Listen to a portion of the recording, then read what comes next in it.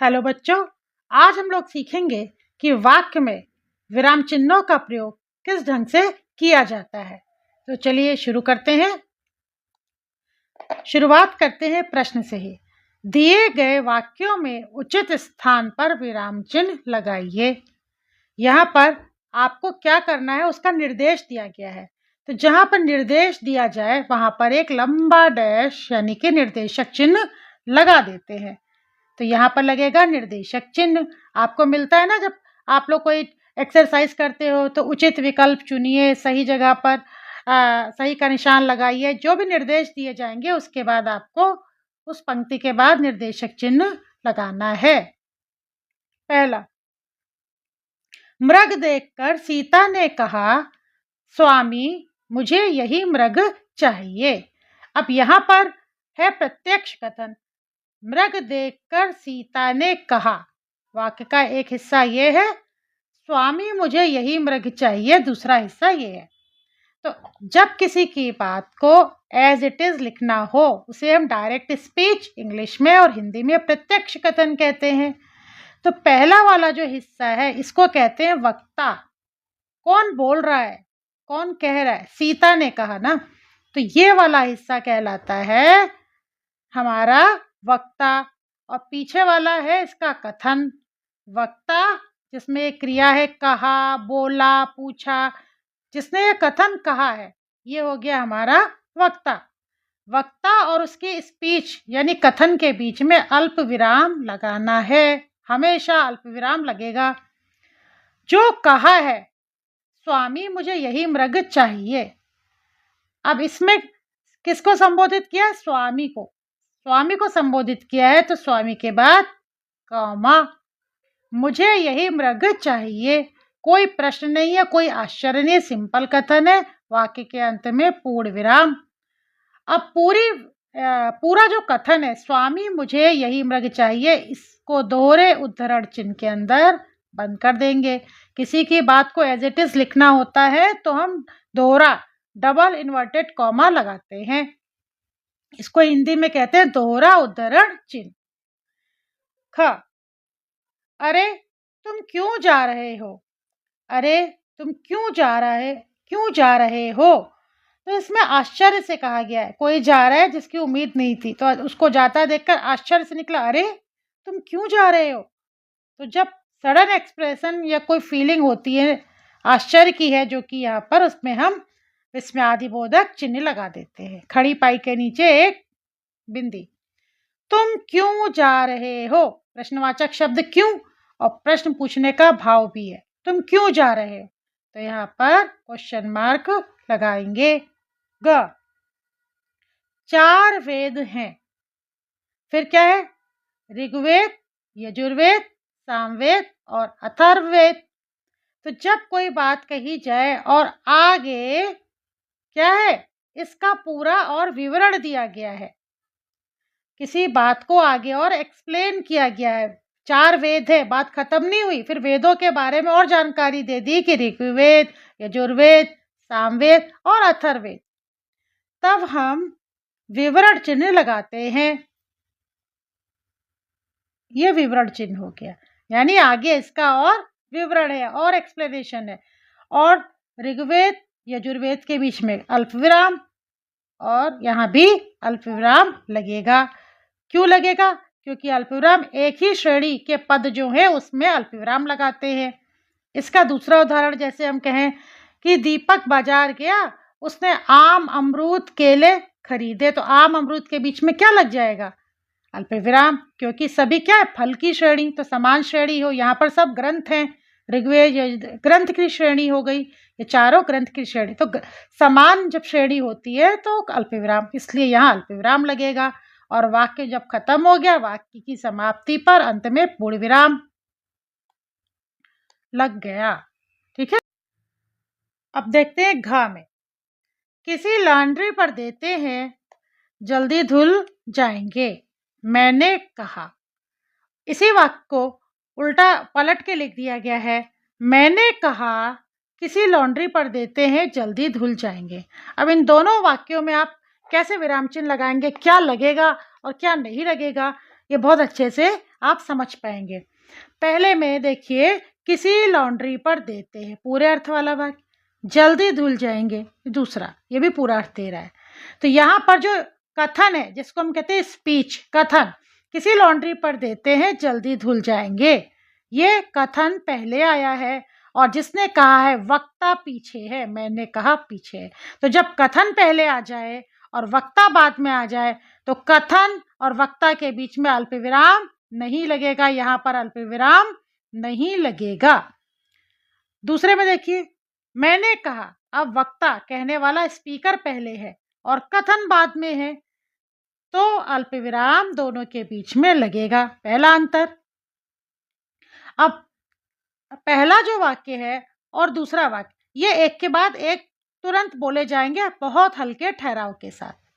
किसी लॉन्ड्री पर देते हैं, ये बात कहने के बाद हम चुप नहीं रहेंगे, तुरंत ही हल्के ही ठहराव में जल्दी धुल जाएंगे ये बात बोलेंगे।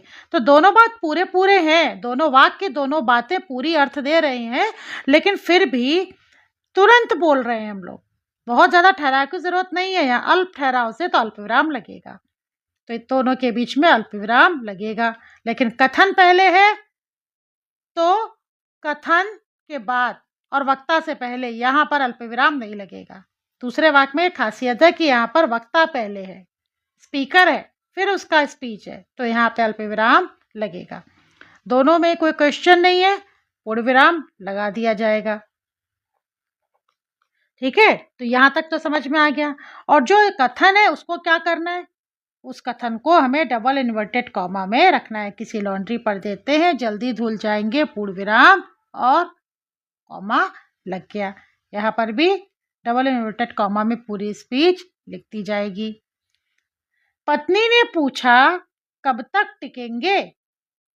अब यहाँ पे वक्ता पत्नी है, स्पीकर कौन है, पूछने वाली है पत्नी, तो वक्ता पहले है और जो है कथन इसका कब तक टिकेंगे बाद में। तो वक्ता पहले है तो वक्ता और कथन के बीच में पहला तो अल्पविराम लगेगा। जो डायलॉग है कब तक टिकेंगे, ये आ जाएगा डबल इन्वर्टेड कॉमा में।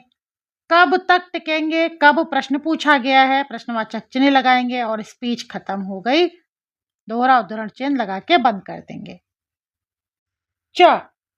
काली टोपी वाला लड़का, कैसा लड़का, काली टोपी वाला लड़का जो दौड़ में प्रथम आया था, मुझे कल बाजार में मिला था। काली टोपी वाला लड़का, बात लड़के की हो रही है और उसके आगे है जो दौड़ में प्रथम आया था। ये अतिरिक्त सूचना है किसके बारे में, इसी लड़के के बारे में जो इसकी पहचान करा रहा है। तो जब कोई बात कही जाए और ये अतिरिक्त सूचना आपको दिखाई दे जो किसके बारे में, इस लड़के के बारे में पहचान करा रही है, तो सूचना को नीचे नीचे दो अल्पविराम के बीच में रखना है। यानी कि लड़का इसकी पहचान कैसे करी, जो दौड़ में प्रथम आया था, तो जो पहचान है उसको अल्पविराम में उस वाक्यांश को रख देना है, उस उपवाक्य को नीचे दो अल्पविराम के बीच में रखना है। वाक्य समाप्त हो गया, साधारण है, अंत में पूर्ण विराम। 6 उफ, तुम कब जाओगे अतिथि। परेशानी में मन से जो एक भाव निकला है वो है, उसको उफ शब्द से कहा गया है, तो यहाँ लगेगा विस्मयादिबोधक चिन्ह। उफ, हाय, जो भी होते हैं ना ये विस्मय सूचक शब्द होते हैं, इनको इसके बाद विस्मयादिबोधक शब्द लगाना है। तुम कब जाओगे, प्रश्न किया गया है, तुम कब प्रश्नवाचक शब्द भी है, तुम कब जाओगे अतिथि, किसको संबोधित किया जा रहा है, अतिथि को। तो जिसको संबोधित किया जाता है अगर वो शब्द बाद में है तो उस शब्द से पहले अल्पविराम लगता है। जिसको संबोधित किया गया अगर वो शब्द आखिर में है तो उससे पहले लगेगा। अगर पहले अतिथि कहते तो अतिथि के बाद लगता।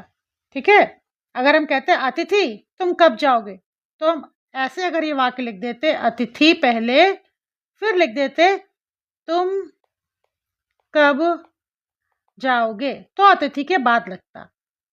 अगर अतिथि पहले होता तो इसके बाद कॉमा लगता, कथन बाद में होता।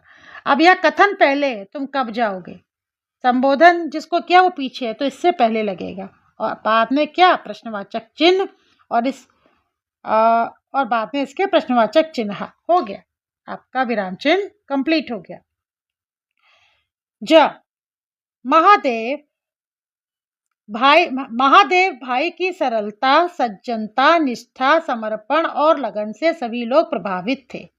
महादेव भाई की सरलता, अब सरलता, सज्जनता, निष्ठा, समर्पण ये सब क्या है, भाववाचक संज्ञाएं हैं, यानी कि समान श्रेणी के पद है, सभी के सभी भाववाचक संज्ञाएं। समान श्रेणी के पदों में क्या लगता है, अल्प विराम, और के पहले नहीं लगाना है, और जब लग जाएगा तब नहीं, और से पहले। समर्पण और लगन के बीच में और आ गया, यहाँ कुछ नहीं, ये तीन जो थे इसके बीच में अल्प विराम आएगा। वाक्य के अंत में पूर्ण विराम लगा देंगे। निम्नलिखित वाक्यों में उचित विकल्प चुनिए।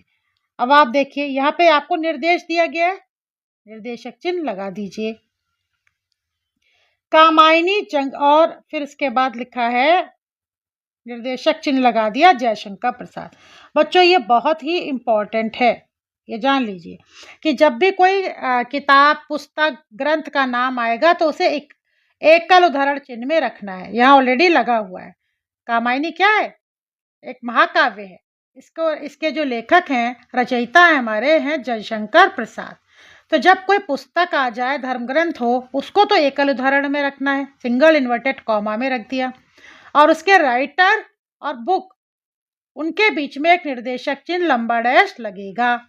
ये बहुत इंपॉर्टेंट भी है, यानी कि पुस्तक और लेखक के बीच में निर्देशक चिन्ह लगेगा और पुस्तक को एकल उद्धरण चिन्ह में रखना है। दिए गए गद्य का उचित शीर्षक विज्ञान के चमत्कार है। बच्चों इसमें क्या करना होता है, जब आप कोई पैराग्राफ दिया जाता है और आपसे कहा जाता है इसका उचित शीर्षक लिखिए, तो आप लोग वाक्य बनाते हैं कि इस गद्य का उचित शीर्षक, आपने शीर्षक लिखा, मान लीजिए विज्ञान के चमत्कार है, तो आपको क्या करना है, जो शीर्षक है उसको सिंगल इन्वर्टेड कॉमा में लिखना है। हमेशा याद रखिए, क्या क्या सिंगल इन्वर्टेड कॉमा में आया, शीर्षक को, किताब के नाम को हमेशा सिंगल इन्वर्टेड कॉमा में रखा जाता है और वाक्य के अंत में पूर्ण विराम ऑलरेडी लगा हुआ है। मेरे पुत्र ने इस वर्ष बीए की परीक्षा उत्तीर्ण की, कोई प्रश्न नहीं है तो वाक्य के अंत में समाप्ति पर पूर्ण विराम। बीए यह शॉर्ट फॉर्म है, ठीक है।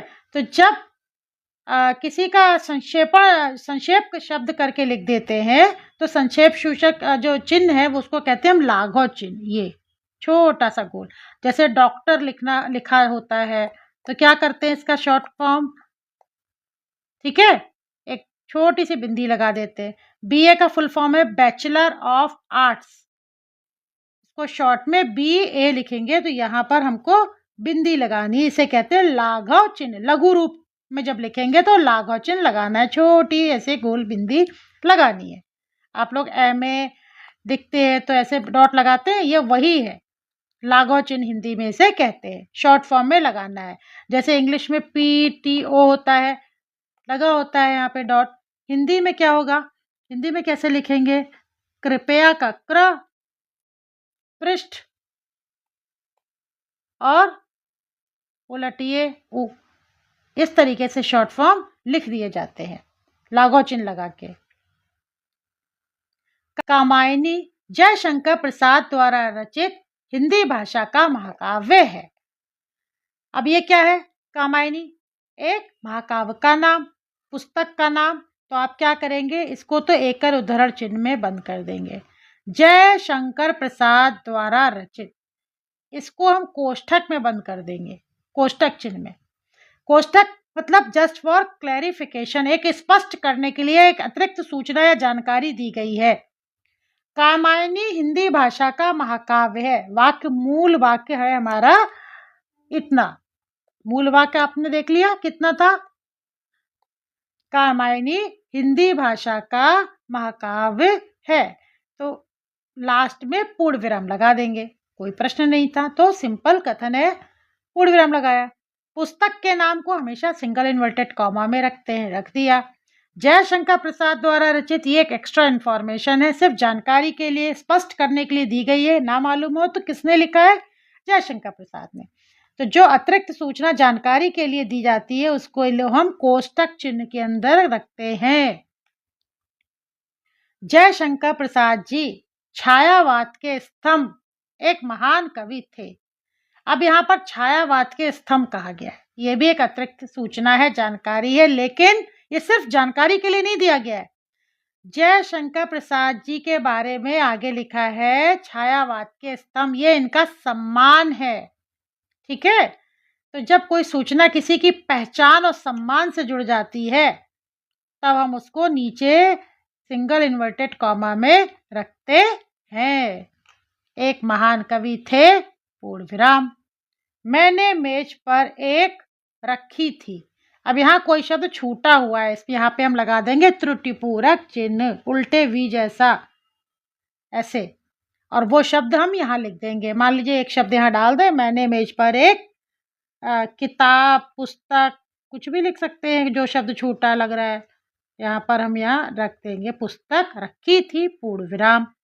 इसको कहते हैं काकपद चिन्ह, हंसपद चिन्ह, त्रुटिपूरक चिन्ह, ये तीनों नाम इसी चिन्ह के हैं। कछुआ धीरे धीरे चल रहा था। कोई प्रश्नवाचक शब्द नहीं है, कोई भाव नहीं है, कोई आश्चर्य नहीं है, पूर्ण विराम लगा देंगे। जो शब्द दो बार आए उनके बीच में योजक चिन्ह लगाते हैं। बच्चों, योजक चिन्ह छोटा होता है और निर्देशक चिन्ह लंबा होता है, यह ध्यान रखिएगा, इसको कहेंगे योजक चिन्ह। तो दो समान शब्दों के बीच में, जैसे साफ साफ, यहाँ भी छोटा सा एक योजक चिन्ह लगा देंगे। साफ साफ बोलो, डरो मत, पूर्ण विराम। कछुआ धीरे धीरे चल रहा था, पूर्ण विराम, और दो समान शब्द जो हैं उनके बीच में लगता है, यानी कि युग्म शब्दों के बीच में योजक लगता है। अब वो चाहे दोनों समान शब्द हो, जैसे धीरे और धीरे, साफ और साफ, या अगर अलग अलग शब्द भी होते हैं, मान लीजिए दिन और रात, यहाँ अलग अलग शब्द हैं लेकिन ये युग्म शब्द हैं, जोड़े में बोले जाने वाले। दिन रात, माता पिता, आप लोगों ने द्वंद्व समास में भी पढ़ा होगा। तो जो जोड़े में बोले जाते हैं उनके बीच में ये शब्द, ये छोटा सा योजक चिन्ह लगता है। ये भी युग्म शब्द ही थे। सूरज निकला, चिड़िया चहचहाने लगी, पूर्ण अर्थ देने वाला वाक्य, और दूसरा भी पूर्ण अर्थ देने वाला वाक्य है। ठीक है, और पहली बात तो दो पूर्ण अर्थ देने वाले जब वाक्य होते हैं और एक के बाद दूसरी, सूरज निकलना और चिड़िया चहचहाने के बीच में थोड़ा टाइम इंटरवल है, ठहराव है। बटन दबाते ही नहीं होगा कि सूरज निकला और सारी चिड़िया जगत की एक साथ चहचहा, ऐसा नहीं होगा। पूर्ण अर्थ देने वाले दो वाक्य हो और दोनों बातों के, दोनों जो वाक्य हैं उनमें जो क्रियाएं हो रही उनके बीच में थोड़ा ठहराव ज्यादा होना चाहिए। ज्यादा ठहराव होता है तब हम अर्धविराम लगाते हैं। तो अर्धविराम जब भी लगेगा पूर्ण अर्थ वाले दो वाक्यों के बीच में और दोनों बातें जिसमें थोड़ा ज्यादा ठहराव हो वहां लगेगा, और वाक्य के अंत में पूर्ण विराम। मेहनत करो, पूरा अर्थ दे रहा है, सफलता जरूर मिलेगी, पूरा अर्थ दे रहा है। अब मेहनत करते करते टाइम लगेगा, लगातार करनी पड़ेगी, फिर एक दिन उसका परिणाम सफलता के रूप में आएगा। तो इसमें भी दो पूरे पूरे अर्थ देने वाले हमारे वाक्य हैं और दोनों एक के बाद एक तुरंत नहीं होंगे, समय लगेगा। मेहनत लगातार लंबे समय तक करने के बाद सफलता मिलती है। तो पूरे अर्थ वाले वाक्यों और दोनों वाक्यों में जो क्रियाएं हैं उनमें समय लग रहा है, ज्यादा समय थोड़ा, तब हम अर्ध विराम लगा देंगे, अंत में पूर्ण विराम। वह बीमार है इसलिए डॉक्टर के पास गया। वह बीमार है पूरा अर्थ, इसलिए डॉक्टर के पास गया, पूरा अर्थ। तो इनके ऐसे वाले वाक्यों में क्या होता है, लगा हम अर्ध विराम भी सकते हैं क्योंकि दोनों पूरे पूरे अर्थ दे रहे हैं। लेकिन प्रचलन में क्या है कि जब वाक्य में इसलिए आ जाए, लेकिन आ जाए, किंतु, परंतु, मगर, अतः ऐसे शब्द आ जाए तब इन दोनों वाक्यों के बीच में अल्प विराम लगा देते हैं। अब आप बोल के देखिए, वह बीमार है इसलिए डॉक्टर के पास गया। ये आप बहुत ज्यादा पॉज लेकर के, रुक करके दोनों बातें नहीं बोलेंगे, एक के बाद एक फ्लो में बोलेंगे। तो पूरे अर्थ देने वाले हमारे वाक्य लेकिन जब फ्लो में बोले जाते हैं तब अल्प विराम ही लगता है। ट्रिक ये है कि इसलिए क्यों, इसलिए और क्या कहते हैं, लेकिन, किंतु, परंतु, मगर, अतः, ये सारे शब्दों से पहले हमारा अल्प विराम लगाया जाता है और अंत में पूर्ण विराम, क्योंकि कोई प्रश्न तो था नहीं। मैंने उसे बहुत समझाया लेकिन वह नहीं माना। तो दो पूरे पूरे अर्थ वाले वाक्य हो गए, लेकिन से जुड़ गए। किससे जुड़ गए? लेकिन से। तो लेकिन, किंतु, परंतु, मगर, इसलिए, ये सारे शब्दों से पहले अल्प विराम लगेगा और पूर्ण विराम। यदि वे मुझसे कह कर जाते। अब यहाँ पर आपने देखा होगा उपन्यास पढ़ते समय या कहानी पढ़ते समय लेखक कई बार अधूरे वाक्य छोड़ देते हैं और इसके बाद ये डॉट डॉट डॉट आ जाती है। ठीक है, तो इसको क्या कहते हैं? विस्तार चिन्ह कहते हैं। यहाँ पर आगे संदर्भ, जो जिस कॉन्टेक्स्ट में ये बात कही जा रही है, संदर्भ या प्रसंग में बात कही गई है, पाठक स्वतः भाव ग्रहण कर लेता, लेखक को आगे और शब्द लिखने की आवश्यकता नहीं होती। वह डॉट डॉट डॉट से ये बात को अधूरा छोड़ता है और इसका मतलब आगे का विस्तार से आवश्यकता नहीं है, भाव स्वतः संदर्भ के अनुसार पाठक ग्रहण कर लेता है। कहानी वगैरह लिखते समय अधूरापन छोड़ देते हैं। कहीं पर सस्पेंस क्रिएट करना हो, कुछ सस्पेंस क्रिएट करने के लिए भी ये अधूरी पंक्ति छोड़ी जाती है और ये विस्तार चिन्ह लगा होता है। राम, राम, मोहन, तुम कहाँ रहते हो? संवाद लेखन के समय आप समझिए, जब कोई बात बोल रहा होता है, कोई डायलॉग बोल रहा होता है, संवाद लेखन करते हैं, राम का डायलॉग फिर मोहन का डायलॉग, तो राम ने क्या कहा? आगे लिखा हुआ है, मोहन तुम कहाँ रहते हो। तो जिसने कहा है उसके बाद निर्देशक चिन्ह लगाएंगे निर्देश देते समय, और संवाद लेखन में भी निर्देशक चिन्ह लंबा डैश लगाते हैं। अब एक चिन्ह तो हो गया ये वाला, ये इरेज कर देते हैं। देखिए, तो जब संवाद लेखन करेंगे तो डायलॉग जो बोल रहा है उसके बाद निर्देशक चिन्ह लग गया। मोहन, तुम कहाँ रहते हो? मोहन को संबोधित किया है, तो जब जिसको संबोधित किया जाए और वो शब्द पहले हो तो उसके बाद कॉमा लगता है। आगे इसका क्या है? तुम कहाँ रहते हो, यहाँ पे प्रश्न पूछा जा रहा है तो प्रश्नवाचक वाक्य लगा देंगे। मोहन, अब जवाब क्या मिल रहा है? मोहन का डायलॉग, मैं चौराहे के पास वाली पीली कोठी में रहता हूँ। ऑलरेडी पूर्ण विराम यहाँ लगा हुआ है। तो इस तरीके से हमने वाक्यों में कैसे लगाना है विराम चिन्ह, इसको समझ लिया। आशा है आपको वीडियो अच्छी लगेगी। लाइक कीजिए, सब्सक्राइब कीजिए और कोई क्वेश्चन है, क्वेरी है तो आप कमेंट सेक्शन में मुझसे पूछ सकते हैं। Thank you.